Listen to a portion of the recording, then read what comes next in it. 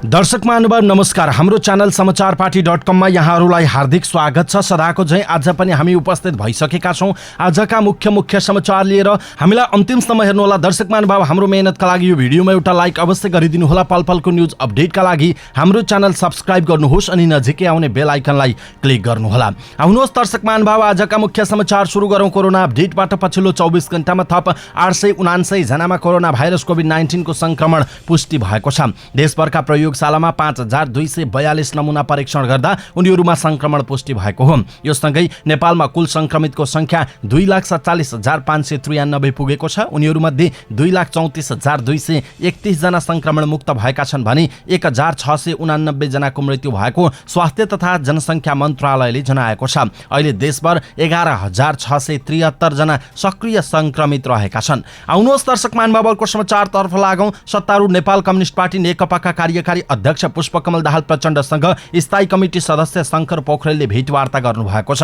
लुम्बिनी प्रदेशका मुख्यमन्त्री समेत रहनुभएका पोखरेल दिउँसो खुमलटार पुग्नु भएको थियो। दुई नेताबीच करिब आधा घण्टा कुराकानी भएको स्रोतले जनाएको छ। प्रचण्डसँग आज नेकपा संसदीय दलका उपनेता सुभाष नेमुवाङले पनि भेटवार्ता गर्ने तय भएको छ। पोखरेल र नेमुवाङ पक्ष एवं प्रधानमन्त्री केपी शर्मा ओली निकट नेता हुनुहुन्छ। सहमति खोज्न भन्दै एक साताका लागि स्थगित भएको नेकपा स्थायी कमिटीको बैठक आज बस्दैछ। तर अध्यक्ष एवं प्रधानमन्त्री केपी शर्मा ओली र प्रचण्ड माधव कुमार नेपाल बीच सहमति भइसकेको छैन। यो अवधिमा ओली र प्रचण्ड बीच एकपटक मात्रै एक्लै भेटवार्ता भएको छ। बुधबार ओली र प्रचण्ड बीच 1.5 घण्टा कुराकानी भएको थियो। त्यसपछि भेटवार्ता हुन सकेको छैन। दुवै पक्षको गुटगत गतिविधि पनि रोकिएको छैन। आउनुहोस् दर्शक महानुभावहरूको समाचारतर्फ लागौं। नेपाल कम्युनिस्ट पार्टी नेकपाको शीर्ष नेतृत्वले पार्टीमा देखिएको सङ्कट समाधान गर्न नसकिरहेका बेला गण्डकी प्रदेश र जिल्ला स्तरमा पनि तीव्र गुटगत भेला भइरहेका छन्। सचिवालयले निकास दिन नसकेपछि विवाद स्थायी कमिटीमा पुगेको छ र 21 गते सुरु भएर स्थगित भएको नेकपा स्थायी कमिटीको बैठक आज बस्दैछ। स्थायी समितिकै बैठक अगाडि शनिबारसम्म गण्डकी प्रदेश र अन्तर्गतका जिल्लाहरूमा नेकपा अध्यक्ष तथा केपी शर्मा ओली पक्ष र अर्का अध्यक्ष पुष्पकमल दाहाल प्रचण्ड तथा वरिष्ठ नेता राम माधव कुमार नेपाल पक्षले छुट्टा-छुट्टै भेला गरेका छन् र आफ्नो पक्षलाई भनेका छन् पार्टी चरम सङ्कटमा छ, जुनसुकै बेला जेसुकै पनि हुन सक्छ, तयार अवस्थामा रहनुहोस्। दुवै पक्षको भेलामा नेताहरूले आफूहरू एकताको पक्षमै रहेको भन्दै एक अर्कालाई दोषारोपण गरेका छन्। कसका कारण सङ्कट आयो र विभाजन भयो भने कसका कारण हुन्छ भनेर जनतालाई बुझाउनु पर्ने भन्दै नेताहरूले दाबी गरेका छन्। भावनात्मक रूपमा एकता टुटे पनि हामी पार्टीगत एकताकै पक्षमा छौं, उनीहरूको भनाइ छ। पछिल्लो पटक गण्डकी प्रदेशका अध्यक्ष हितराज पाण्डेले पोखरामा पूर्व माओवादी पक्षका प्रदेश तथा केन्द्रीय स्तरका नेताहरूलाई बोलाएर भेला गर्नुभयो। कास्की जिल्ला स्तरीय भेलामा बुधबार मात्र अध्यक्ष पुष्पकमल दाहाल प्रचण्ड र माधव कुमार नेपाल पक्षका नेताहरूको सहभागिता थियो। अर्का अध्यक्ष एवं प्रधानमन्त्री केपी शर्मा ओली समूहले बिहिबार अखिल नेपाल राष्ट्रिय स्वतन्त्र विद्यार्थी युनियन अनेरासोभिको छुट्टै भेला गरेको छ। शनिबार मुख्यमन्त्री तथा प्रदेश इन्चार्ज पृथ्वी सुब्बा गुरुङ, सह इन्चार्ज खगराज अधिकारीको उपस्थितिमा अर्को भेला भएको हो। आफ्नो समूहको भेलामा ओली समूहले नेताहरूले प्रचण्ड माधव समूहका कारणले पार्टी अवस्थामा आएको बताएका छन्। प्रचण्ड माधव समूहको भेलामा भने नेताहरूले ओली प्रवृत्तिले पार्टी धेरै अगाडि जान नसक्ने बताएका छन्। दर्शक महानुभाव, यसप्रति तपाईँको धारणा के छ? आफ्नो धारणा तलको कमेन्ट बक्समा कमेन्ट गर्नुहोला। आउनुहोस् दर्शक महानुभावहरूको समाचारतर्फ लागौं। दुई देशका परराष्ट्र मन्त्रीले संयुक्त रूपमा अध्यक्षता गर्ने नेपाल भारत संयुक्त आयोगको बैठक अझै अनिश्चित देखिएको छ। डिसेम्बर 15-16 मा बैठक बस्न दुई देशबीच छलफल भए पनि मिति केही पर सरेको स्रोतले बताएको छ। हालै नेपाल भ्रमणमा आएका भारतीय विदेश सचिव हर्षवर्धन श्रृङ्गलाले संयुक्त आयोगको बैठकका लागि भारतीय विदेश मन्त्री एस जयशंकरले पठाएको निमन्त्रणा परराष्ट्र मन्त्री प्रदीप कुमार गेवालीलाई हस्तान्तरण गर्नुभएको थियो। डिसेम्बर 15-16 मा आयोगको बैठक बस्ने विषयमा दुई पक्षबीच कुराकानी भएको थियो। बैठकका एजेन्डाहरू तय गर्न परराष्ट्र मन्त्रालयले सरोकारवाला पक्षसँग कुराकानी पनि गरेको छ। परराष्ट्र मन्त्री गेवाली नेपाल भारत संयुक्त आयोगको बैठकमा सहभागी हुनेबारे मन्त्री परिषदले कुनै निर्णय गरेको छैन। गेवालीको भारत भ्रमणको सम्बन्धमा सोधिएको प्रश्नमा भारतीय विदेश मन्त्रालयका प्रवक्ता अनुराग श्रीवास्तवले भन्नुभएको छ, संयुक्त आयोगको बैठकका लागि नेपालका परराष्ट्र मन्त्रीले छिट्टै भारतको भ्रमण गर्नुहुनेछ, तर मिति भने अझै तय हुन बाँकी छ। समाचार स्रोतका अनुसार मिति तय गर्ने विषयमा कुराकानी भइरहे पनि सहमति भने भइसकेको छैन। यद्यपि चाँडै बैठक गर्ने सहमति भएकाले आगामी 2 साताभित्र हुन सक्ने अनुमान गर्न सकिन्छ। आउनुहोस् दर्शक महानुभावहरूको समाचारतर्फ लागौं। गत सातादेखि सुरु भएको सत्तारूढ नेपाल कम्युनिस्ट पार्टी नेकपाको स्थायी कमिटी बैठक आज दिउँसो पार्टी कार्यालय धुम्बाराईमा बस्दैछ। आइतबारको बैठकमा अध्यक्ष एवं प्रधानमन्त्री केपी शर्मा ओली पनि सहभागी हुने महासचिव विष्णु पौडेलले जानकारी दिनुभयो। पौडेलले भन्नुभयो, आज बैठक बस्छ र प्रधानमन्त्रीज्यू पनि बैठकमा सहभागी हुनुहुन्छ। मक्सिर 21 मा धुम्बाराईमै बसेको बैठकमा प्रधानमन्त्री एवं अध्यक्ष ओलीले दुई पन्ने पत्र पठाएर अनुपस्थित हुनुभएको थियो। स्थायी कमिटिको बैठक मक्सिर 21 गते केही बेर बसेर 28 गते बस्ने गरी टुङ्गिएको थियो। त्यसो त 21 गतेको बैठकमा पनि प्रधानमन्त्री ओली सहभागी हुने भनिएको थियो, तर अन्तिम समयमा उहाँ सहभागी हुनु भएन र ईश्वर पोखरेल मार्फत पठाइएको पत्र बैठकमा वाचन भयो। यसअघि प्रधानमन्त्री ओलीले धुम्बारा स्थित पार्टी मुख्यालयमा बैठक बस्न सुरक्षा थ्रेट रहेको बताउनु भएको थियो। त्यही कारणले गर्दा मक्सिर 21 गते कार्यालयमा सुरक्षाकर्मीहरूको बाक्लो परिचालन गरिएको थियो। तर ओली पक्षका एक नेताका अनुसार पार्टी कार्यालयमा अन्य सुरक्षाको समस्या नभएर स्वास्थ्य सुरक्षाको थ्रेट प्रधानमन्त्री ओलीले महसुस गर्नुभएको हो। पार्टी कार्यालयको बैठक स्थल बालुवाटारको भन्दा साँघुरो रहेकाले कोरोना संक्रमणको जोखिम रहेको ती नेताले बताउनु भयो। मक्सिर 21 यता सहमति खोज्नका लागि शीर्ष तहमा अनौपचारिक छलफल समेत गरिने नेताहरूले बताएका थिए। यो एक साताको अवधिमा अध्यक्षद्वय केपी शर्मा ओली र प्रचण्ड बीच एक्लै भेटवार्ता पनि भयो, तर त्यो भेटवार्ताले कुनै सहमति जुटाएन। मक्सिर 24 गते बालुवाटारमा भएको दुई अध्यक्ष बीचको भेटवार्तामा प्रधानमन्त्री ओलीले माधव नेपालको विरोध गर्दै प्रचण्डलाई आफूसँग मिलेर अगाडि बढ्न आग्रह गर्नुभएको थियो। यसबीचमा शङ्कर पोखरेलले पनि खुमलटार पुगेर कार्यकारी अध्यक्ष प्रचण्डसँग संवाद समेत गर्नुभएको छ। दर्शक महानुभाव, यसप्रति तपाईँको धारणा के छ? आफ्नो धारणा तलको कमेन्ट बक्समा कमेन्ट गर्नुहोला। आउनुहोस् दर्शक महानुभावहरूको समाचारतर्फ लागौँ। प्रमुख प्रतिपक्षी दल नेपाली कांग्रेसका नेता शेरबहादुर देउवाले आइतबार बोलाइएको संवैधानिक परिषदको बैठकमा आउन नसक्ने जानकारी दिनुभएको छ।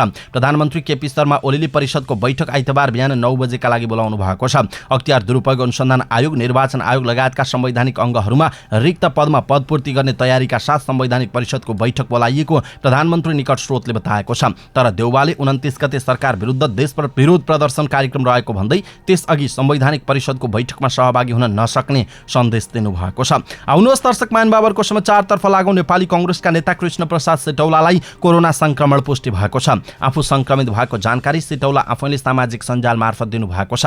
उहाँले केही दिन यता आफ्नो निकट सम्पर्कमा रहेकाहरूलाई स्वास्थ्य परीक्षण गराउन अनुरोध गर्नुभएको छ। उहाँले फेसबुकमा लेख्नु भएको छ, हिजो 2077 मक्सिर 26 गते गरिएको कोभिड-19 को PCR परीक्षणबाट मलाई पोजिटिभ देखिएकाले केही दिन यता मेरो नजिकको सम्पर्कमा रहनुभएका सबैले आवश्यकता अनुसार परीक्षण गर्नुहुन र सावधानी अपनाउनु हुन अनुरोध गर्दछु। उहाँले शुक्रबार स्वाब परीक्षण गराउनु भएको थियो। शनिबार बिहान उहाँको रिपोर्ट पोजिटिभ आएको हो। सिटौलाले आफ्नो स्वास्थ्य अवस्था सामान्य रहेको जानकारी दिनुभयो। उहाँ अहिले होम आइसोलेसनमा हुनुहुन्छ। संक्रमण पुष्टि भएका कारण उहाँ कांग्रेसको आकस्मिक केन्द्रीय समितिको बैठकमा समेत जानु भएको छैन। आउनुहोस् दर्शक महानुभावहरूको समाचारतर्फ लागौँ। अर्थमन्त्री विष्णु प्रसाद पौडेलले अर्थतन्त्रमा कोभिड-19 को महामारीको असर न्यूनीकरणका लागि सरकारले घोषणा गरेका कार्यक्रमबाट निजी क्षेत्रले लाभ लिन सक्नुपर्ने बताउनु भएको छ।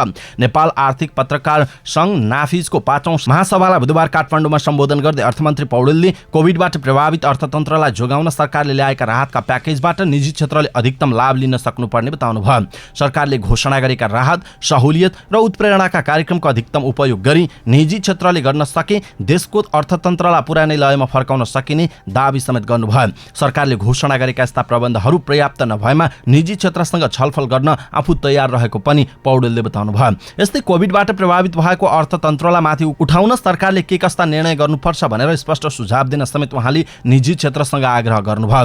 निजी क्षेत्र उत्साह र आत्मविश्वासको साथ अगाडि बढेमा सरकारले हात र साथ दिन तयार रहेको पनि अर्थमन्त्री पौडेलले बताउनु भयो।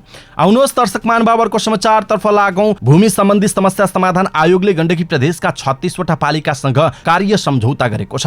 गण्डकी प्रदेशका मुख्यमन्त्री पृथ्वी सुब्बा गुरुङ, भूमि व्यवस्था, सहकारी तथा गरिबी निवारण मन्त्री पद्मा कुमारी अर्याल, आयोगका अध्यक्ष देवी गेवालीको उपस्थितिमा शनिबार पोखरामा आयोजित कार्यक्रममा सम्झौता भएको हो। यो सँगै देशभरि कार्य सम्झौता भएका पालिकाको संख्या 132 पुगेको छ।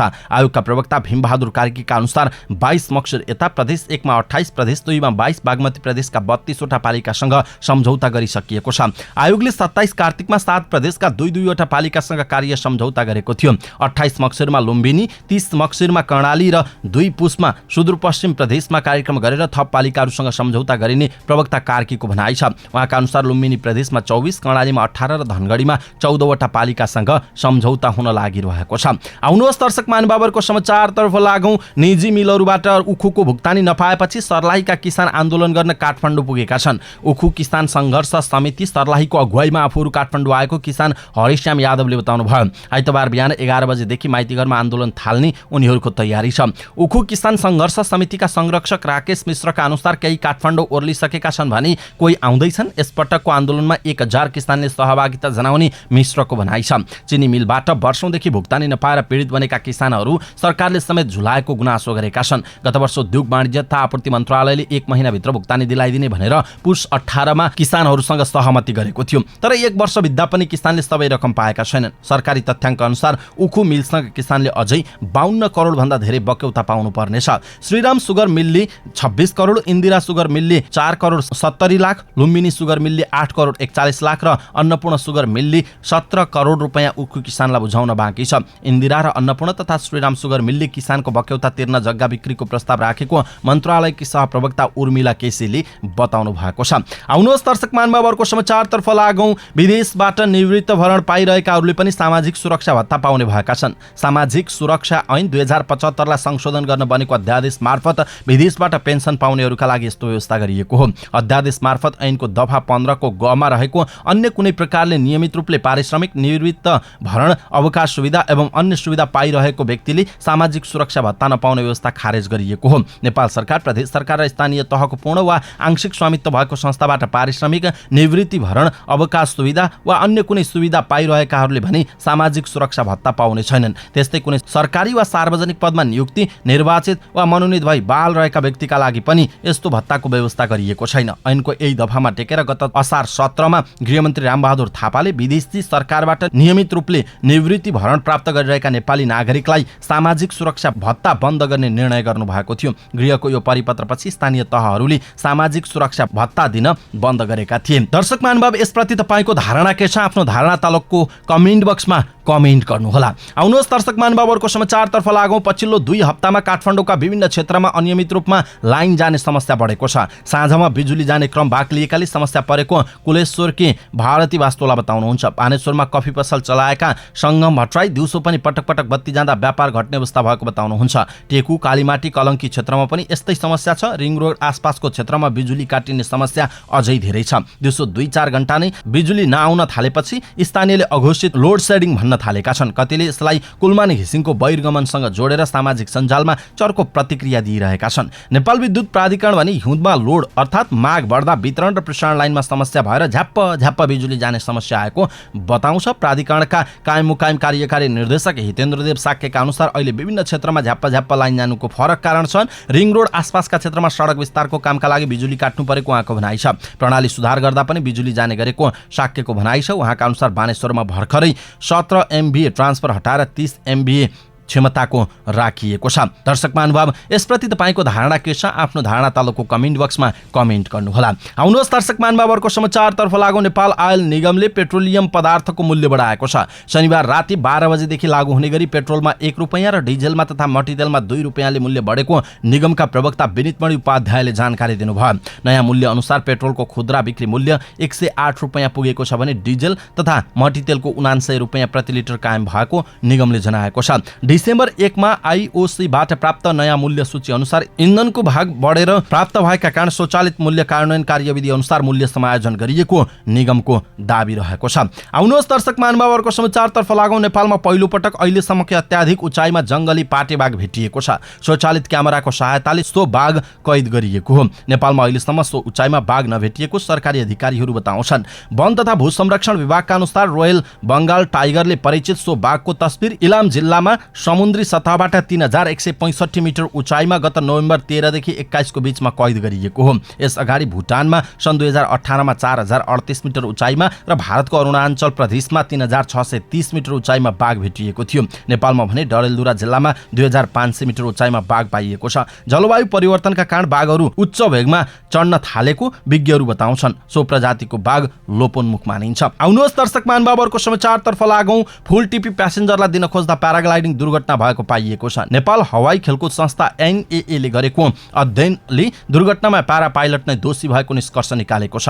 मक्सिर 8 गते पोखरामा फिस्टेल नेपालको प्याराग्लाइडिङ दुर्घटना हुँदा अनुभवी प्यारा पाइलट राजु गैरे नेपालीको मृत्यु भएको थियो भने यात्रु घाइते भएका थिए। घटनाबारे अध्ययन गर्न NAA का उपाध्यक्ष नारायण प्रसाद पराजुलीको संयोजकत्वमा 5 सदस्यीय अध्ययन समितिले पछिल्लो समयमा विकसित भएको अतिरिक्त गतिविधि मध्येको फुल टिपी प्यासेन्जरलाई दिन खोज्दा देब्रे हातको ब्रेक छुट्न गएको र ग्लाइडर असन्तुलित हुँदा स्पिन भएको र स्पिडमा झरी दुर्घटना भएको निष्कर्ष निकालिएको छ। यो प्रतिवेदन नेपाल नागरिक उड्डयन प्राधिकरणमा बुझाइएको छ। यसैबीच दुर्घटनाबारे छानबिन गर्न नेपाल नागरिक उड्डयन प्राधिकरणले 3 सदस्यीय समिति गठन गरेको छ। आउनुहोस् दर्शक महानुभाव अर्को समाचारतर्फ लागौं। सुनको गहना लगाएकै कारण स्कुले बालिकाको हत्या भएपछि रसुवा प्रहरीले बालबालिकालाई सुनका गरगहना नलगाइदिन अभिभावकलाई आग्रह गरेको छ। कालिका गाउँपालिका 1 रामचे खारसा क्षेत्रको फैक्रीगाङ निवासी 6 वर्षकी बालिका सुमिना तामाङ विद्यालयबाट घरतर्फ फर्कने क्रममा कानमा लगाएको रु 10,000 बराबरको सुनको मुन्द्राकै कारण मक्सिर 21 गते ज्यान गुमाउन परेपछि यस्ता घटना रोक्न रसुवा प्रहरीले गहना पहिरन गर्ने वा गराउने कार्य न्यूनीकरण गर्ने अभियान सुरु गरेको हो। जिल्ला प्रहरी कार्यालय रसुवाका प्रमुख प्रहरी नायब उपरीक्षक इन्द्रप्रसाद सुवेदीका अनुसार यस्ता अपराधी घटना रोक्न बालबालिकालाई सुनका गहना, कुनै पनि गहना पहिरन नलगाउने, अपरिचित व्यक्तिले दिएका चाउचाउ, बिस्कुट, चकलेट जस्ता चिज नखान उनीहरूलाई सचेत गराउने र पठन पाठनका लागि अभिभावक आफैले विद्यालय ल्याउने लैजाने वातावरण मिलाउने जस्ता विषयमा सचेतना अभियान सुरु गरिएको जनाइएको छ। अवस्था दर्शक महानुभाव आजका मुख्य समाचार यति नै। हामीले प्रस्तुत गरेका मुख्य समाचारहरूप्रति तपाईको धारणा के छ? आफ्नो धारणा तलको कमेन्ट बक्समा कमेन्ट गर्नुहोला। हाम्रो मेहनतका लागि यो भिडियोमा एउटा लाइक अवश्य गरिदिनु होला। दर्शक महानुभाव पल पलको न्यूज अपडेटका लागि हाम्रो च्यानल सब्स्क्राइब गर्नुहोस् अनि नजिकै आउने बेल आइकनलाई क्लिक गर्नुहोला। पल पलको न्यूज अपडेटका साथ फेरि हाम्रो भेट हुनेछ। तपाई समाचारपाटी.com हेर्दै गर्नुहोस्। नमस्कार, शुभ दिन।